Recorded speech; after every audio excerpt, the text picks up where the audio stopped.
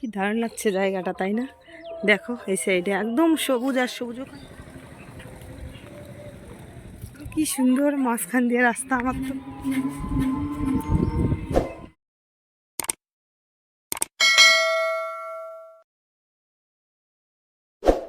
নমস্কার বন্ধুরা, শুভ সকাল। তো তোমরা সবাই কেমন আছো? আশা করছি সব করে ভালো আছেন। আমি অনেক ভালো আছি। তোমাদের আশীর্বাদে আজকে একটা নতুন রকমের ব্লগ ভিডিও নিয়ে চলে এসেছি তোমাদের কাছে।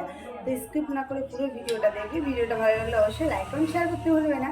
আর দিদি বাড়িতে এসেছি, গত ব্লগটা দেখেছি তোমরা। তো আজকে দ্বিতীয় দিন দিদি বাড়িতে আসা। তো আজকে বেরিয়ে যাবো, ভাবছি বাড়িতে যাব। তো তার আগে হচ্ছে এখানে আর একটা দিদি, মানে আমার মেজ দিদি, তোমরা দেখেছো বাসন দিদি, ওর ননদের বিয়ে হয়েছে এখানে দিদির বাড়ির সাইডে। তো সবাই একটু রেডি হয়ে নিয়েছি, সেই বাড়ি যাব। মানে এক জায়গায় এই দিদির বাড়ি ওই দিদির বাড়িও, তাই এসেছি। ওর বাড়িতে না গেলে কেমন হয়? তো অনেকবার ফোন করেছে আমাদের সঙ্গে, ঠাকুরনগর গিয়ে দেখাও করে এসেছে। তো এই জন্যই সবাই মিলে এখন ওই দিদির বাড়িতে যাব, দিদির সঙ্গে একটু দেখা করতে। তারপর বিকেলবেলা এখান থেকে বেরিয়ে যাবো। আর বাইরের অবস্থা তো একদম বাজে, কারণ পুরো মেঘলা আকাশ, বাইরে মেঘ থই করছে আকাশে, আর বৃষ্টিও আরম্ভ হয়ে গেছে। জানি না কী হবে। সকালবেলা ঘুরতে চাও খাওয়া হয়ে গেছে। আর দিদির একদম ঘরের সামনেই মিশানো রাস্তাতে কিন্তু গাড়ি ঘোড়া যাচ্ছে, সেটার আওয়াজ আসতে পারে। তোমরা ঘরের সকলে আছে অনেক মানুষ, তো তারাও কথা বলছে, সেই আওয়াজ আসতে পারে। তোমরা একটু মেনটেন করে নিই। তো চলো, গোটা দিন কী কী করবো না করবো সব কিছুই তোমাদের সঙ্গে শেয়ার করবো। দেখতে থাকো, আমার সঙ্গে থাকো। তো বন্ধুরা, বাইরে বৃষ্টিটা কমছে না, তাই বৃষ্টির অপেক্ষা করছি। আর ওই রুমে সবাই মিলে বসে গল্প করছে, আর আমি এখানে বসে বসে মোবাইল ঘাটছিলাম। তো দেখি ওই ঘরে সবাই কী করছে, চলো গিয়ে দেখা যাক। দুই জাতে বসে গল্প করছে, আর ওরা দুজন মোবাইল ঘাটাঘাটি করছে। এখানে দিদি কী করছে দেখি।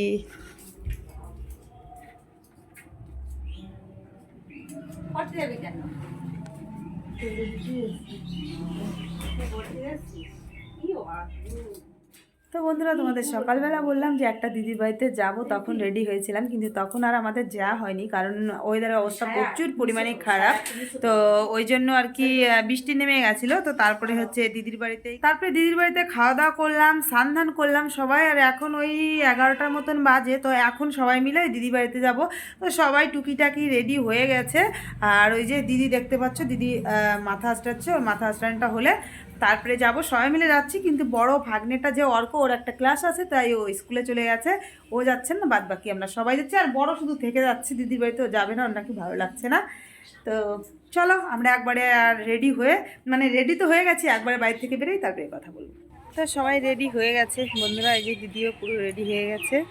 তো মা, জেঠিমা, কাকিমা গেছে। এই যে দিদির ঘরের সামনেই রাস্তা।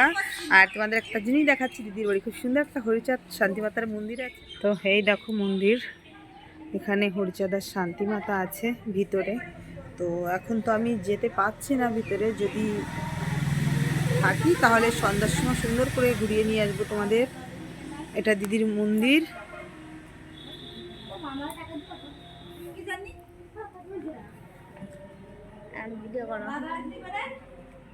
আর এই যে দিদির বাড়ির সামনেই রাস্তা, দেখতে পাচ্ছ দিদির ঘর। এই যে দিদির বাড়ি, দিদির বাড়িটা এই যে। আর এই যে দেখো গাড়ি যাচ্ছে, দিদির ঘরের সঙ্গে একদম মিশানো বলতে পারো রোড। গাড়ি ঘোড়া সবসময় যায়।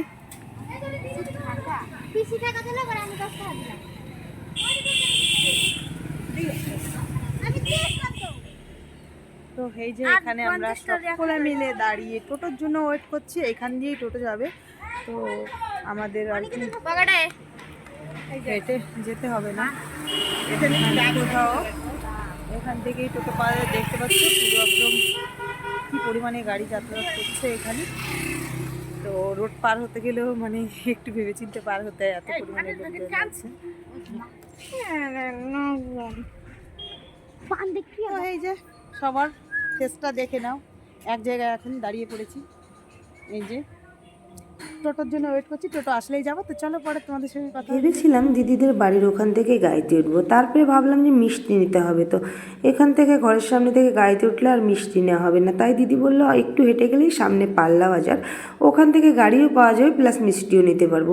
তো যে কথা সেই কাজ, একটুখানি হেঁটেই চলে আসলাম বাজারে, এসে মিষ্টি নিয়ে নিলাম। তারপরে একটা অটো পেয়ে গেলাম, যেহেতু আমরা বেশ কয়েকজন মানুষ ছিলাম, একটা টোটোতে আমাদের ধরতো না, তাই আমরা অটোতে উঠে পড়লাম। আর বাকি বাইরের প্যাসেঞ্জারও ছিল কয়েকজন। এখন যাব সেই দিদির বাড়িতে। তো বন্ধুরা আমরা অটোতে করে এসেছিলাম, তো ওখানে মেইন রোডে নামিয়ে দিয়েছে। আর ওই দিদিটার বাড়ি একটু ভিতরে, রাস্তা আছে কিন্তু ওই গাড়ি ভাড়া করে যেতে হয়, সবসময় রাস্তা চলাচলতি করে না, তাই আমরা এমনি সামনেই একটু দিদি বললো, তো এই কারণে আমরা মেইন রাস্তার ওখানে নেমে গেলাম। আর এখন গুটি গুটি পায়ে হেঁটে হেঁটে যাচ্ছি। রাস্তাও ভালো, দেখতে পাচ্ছ, এই যে পাকা রাস্তা পুরো। তো কাকিমা ওরা আগে যাচ্ছে, আমরা পিছনে পিছনে যাচ্ছি। আমাদের ভিউজটা দেখাচ্ছি, দেখে তো দারুণ লাগছে আমার। দাঁড়াও, অসাধারণ ভিউজ দেখতে পাচ্ছ, মাঠের ভিতর দিয়ে রাস্তা, দু সাইডে ধান ক্ষেত আছে, কি দারুণ লাগছে জায়গাটা, তাই না? দেখো এই সাইডে একদম সবুজ আর সবুজ, ওখানে উচ্ছে বাগান, তারপরে ওই যে দেখতে পাচ্ছ পটল বাগান আছে এই দিক দিয়ে। বেশ ভালো লাগছে সব মিলিয়ে, ঘোরার জন্য তো দারুণ একটা পারফেক্ট জায়গা আমার মনে হচ্ছে। আর কাকিমার দিদি আগে হেঁটে হচ্ছে, আমরা আছি পিছনে। বাড়ি থেকে বেরিয়েছিলাম, পুরো মেঘলা আকাশ, রোদ ছিল না। আর যখন এই হাঁটা রাস্তাটায় আসলাম, এমন রোদ উঠেছে দেখতে পাচ্ছ, কষ্ট হয়ে যাচ্ছে। তো চলো আবার পরে কথা হচ্ছে। প্রচুর রোদ বন্ধুরা, মার জেঠিমা যে পিছনে হেঁটে হেঁটে আসছে, আমারই এত কষ্ট হচ্ছে রোদে, আর ওদের কেমন লাগছে কি বলবো। কিন্তু ভিউজটা যা বলে তা বলে আমার অসাধারণ লাগছে ভিউজটা, কি দারুণ। এখানে তো কলা বাগান, কলা গাছ দেখ, কি সুন্দর, মাঝখান দিয়ে রাস্তা, আমার তো ভীষণ ভালো লাগছে, বারবার বলছি একই কথা। এরা ছায়া জায়গায় রেস্ট নিচ্ছে, আমিও নেবো সেই সাথে। এখন পৌঁছে গেছি সেই দিদিটার বাড়ি। আর দিদিটার বাড়ি অনেক আগেই পৌঁছেছি, ভুলে গিয়েছিলাম তোমাদের সঙ্গে ভিডিও শেয়ার করার কথা। আর ঘরে প্রচুর গরম ছিল, তাই দিদির বাড়ির সামনে খুব সুন্দর একটা ছোট্ট পুকুর, পুকুরের পাড় দিয়ে বেশ সুন্দর গাছপালা আছে। আর তাই আমরা এখানে বাইরে চেয়ার নিয়ে এসে বসে বসে গল্প করছিলাম। শুধু গল্প করিনি, আমি কয়েকটা রিলসও বানিয়েছি, এখানে তোমরা দেখতে পেরেছো। আর তারপরে আমার জেঠিমা করে নিয়ে আসলো চা, আর দিদি সেই চাটাকে নিয়ে আসলো। আমরা চা খেয়ে বেশ খানিকটা টাইম সবার সঙ্গে বসে সবাই সময় কাটাচ্ছিলাম। তারপরে এই যে ফাইনালি দিদির অনেক রান্নাবান্না করে রেখেছে। আর এই সেই দিদি, আমার দিদির ননদ, আমাদেরও দিদি। তো দিদি এই যে আমাদের খাবার বেড়ে দিচ্ছে। রান্না করেছিল ডাল, মুগ ডাল আর পটল ভাজা আর মাংস, যে কটা আইটেম রান্না করেছিল খুবই সুন্দর হয়েছিল। দিদি খুব ভালো রান্না করতে পারে। তারপরে আমরা আবার এখান থেকে গিয়ে দিদির বাড়িতে গিয়ে আমরা আবার মালদার উদ্দেশ্যে রওনা দেবো, মানে বাড়িতে যাব। তো এই কারণে একটু তাড়াহুড়ো করে করছিলাম। সত্যি বলছি, ফার্স্ট টাইমে আমাদের ইচ্ছা ছিল না যে আজকে বাড়িতে যাব, ভেবেছিলাম আগামীকাল সকালে যাব, কিন্তু তারপরে দেখলাম যে আগামীকাল সকালে একটাই ট্রেন আছে, সেটা হয়তো ধরতে পারবো না দিদির বাড়ি থেকে ঠিকঠাক করে। তাই চিন্তা ভাবনা করলাম যে আজকেই বেরিয়ে পড়বো। তো বেরিয়ে পড়েছি দিদি বাড়ির থেকে, খাওয়া দাওয়া করে দিদি আমাদের ওই পর্যন্ত আগায় দিয়ে গেল। আর এতটুকু হাঁটা রাস্তা, হেঁটে হেঁটে আমরা যাচ্ছি। আর হচ্ছে এখান থেকে গিয়ে তারপরে আমার ওই দিদি বাড়ি থেকে সব জিনিসপত্র তো গোছগাছই আছে, যতটুকু বাকি আছে গোছগাছ করব। আর আমরা আজকেই বেরিয়ে পড়ব, রাত্রে ট্রেনে উঠবো, সোজা বাড়ি যাব। বাড়িতে মনটা পড়ে আছে, চলে গেছে আর কি, মনটা ভালো লাগছে না আর। তো চলো আবার পরে কথা হচ্ছে যেতে যেতে। তারপরে একটু মাঠ ছিল, সেই মাঠের রাস্তাটা হাইটে পার করে তারপরে চলে আসলাম রোডে। আর ওখানে এসে দেখলাম যে একটা টোটো দাঁড়ানো আছে, তো টোটোতে উঠে পড়লাম। তারপরে চলে এসেছি দিদি বাড়িতে। আর দিদি বাড়িতে এসে তারপরে দেখছিলাম কোন জিনিসটা বাইরে আছে না আছে, কোনটা গোছগাছ করতে হবে, সেই সমস্ত জিনিস টুকিটাকি গোছগাছ করে নিয়েছি। এদিকে আমার ভাগ্নের প্রাইভেট আছে, তো ও আর ওয়েট করতে পারছে না, ও এখন প্রাইভেটে যাবে। মনে মনে অনেকটা কষ্ট পাচ্ছে, দুঃখ পাচ্ছে যে আজকে মাসি দিদা ওরা বললো থেকে যাবে, কিন্তু আজকে থাকবে না, চলে যাবে, এই কারণে খুব দুঃখ পাচ্ছিল। তারপরে একটা জিনিস দেখে খুব ভালো লাগলো, পড়াশোনার দিকে একদম পিছু হয় না। তো তারপরে যেটি একটু টাকা দিচ্ছিল যে একটু খাবার কিনে খেয়ে নিবি, ও তো নিতেই চাচ্ছিল না। তারপরে ওর মা বকলো, আমি বকলাম, তারপরে নিল। আমি ওকে একটু খাবার কেনার জন্য একটু আর কি দিলাম, যে বাবা স্কুল প্রাইভেটে যাচ্ছিস, কিছু খেয়ে নিবি। আর লাস্ট বার ওকে একটু জড়িয়ে ধরে আদর করে নিলাম। তো বন্ধুরা আমরা তো একটু পরেই বেরিয়ে যাব, আজকে আমাদের ট্রেন। তো এখানে আমার নয়া কাকিমার বাপের বাড়ি, তো সেই বাপের বাড়ি যাওয়া হয়নি এখনো, দিদিদের বাড়ির পাশেই। তো চলিয়ে আইছিল। গতকালকে কাকিমা বলেছিল যাওয়ার কথা রাতে, তো আমার তো একদম যায়নি। আর হচ্ছে কাকিমা বলছে যে আজকে চলে যখন যাব তাহলে চল আমার বাপের বাড়ি থেকে একটু ঘুরিয়ে নিয়ে এসি, তোদের দেখিয়ে নিয়ে এসি। তাই যাচ্ছি কাকিমার বাপের বাড়ি। তো তারপরে ওখান থেকে এসে আর কি আমরা চলে যাব আজকে বাড়িতে, মালদার জন্য রওনা দেবো। চলো আমার সঙ্গে থেকেও দেখতে। কাকিমা গতকাল রাত্রেই বলেছিল হাতে টাইম থাকবে না, চল এখনই একটু ঘুরে এসি। তো আমি আসিনি, আর এখন কাকিমা বললো চলে যাব, বাড়ির সামনে থেকে না গেলে কেমন হয়ে যায়, চল আমার বাপের বাড়ি থেকে একটু ঘুরে এসি।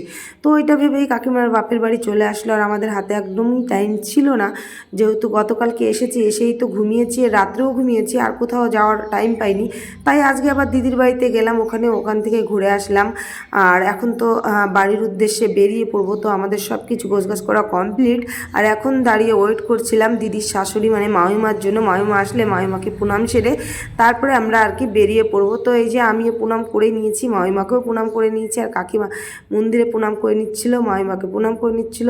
তো আমি তো আগে কোনো দিনও আসিনি, ফার্স্ট টাইম দিদির বাড়ি আসলাম, এসে বেশ ভালোই লাগছিলো, দিদির সঙ্গে একটু টাইম কাটাচ্ছিলাম। দিদির ওইদিকে ভীষণ মন খারাপ ছিল যে তোরা থাকবি বললি 2-1 দিন, এসেই চলে যাচ্ছিস, তো ওদেরও ভীষণ খারাপ লাগছে। আর এদিকে তারপরে ফাইনালি আমরা দুগ্গা দুগ্গা বলে একদম বাড়ির উদ্দেশ্যে রওনা দিব। সব ব্যাগপত্র নিয়ে বেরিয়ে পড়ছি, আর এখান থেকে দিদির ঘরের সামনে দাঁড়ালেই টোটো পেয়ে যাব। তো টোটো ধরবো, এখান থেকে টোটো ধরে তারপরে একদম যাব গোপালনগর স্টেশনে। সেই স্টেশন থেকে যাব আমরা রানাঘাট থেকে তারপরে আরেকটা স্টেশনে গিয়ে ওখানে গিয়ে ফাইনালি আমাদের ট্রেন ধরতে হবে। তারপরে একটা টোটো পেয়ে গেলাম, সেই টোটোতে এই যে বসে পড়েছি।